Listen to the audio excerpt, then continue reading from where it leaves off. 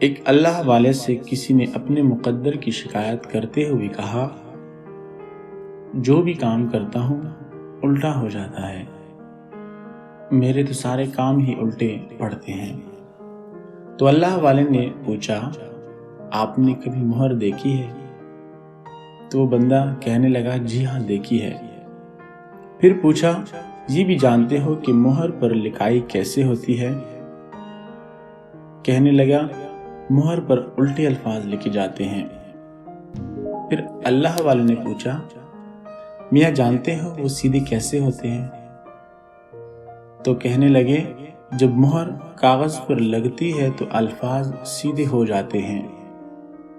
تو اللہ والے نے فرمایا، جس طرح مہر اپنا ماتھا کاغذ پر ٹیکتی ہے تو اس کے الفاظ سیدھے ہو جاتے ہیں، اسی طرح تو بھی وضو کر کے مسجد جا اور اپنے مالک کے حضور ماتھا ٹیک، سجدہ کر، تیرے بھی الٹے کام سیدھے ہو جائیں گے۔ تو اپنے الٹے کام سیدھے کرنے کے لیے اللہ کے سامنے اپنا ماتھا ٹیکنا پڑے گا۔ اللہ کے سامنے ماتھا ٹیکیے، سجدہ کریے، آپ کے سارے الٹے کام سیدھے ہو جائیں گے۔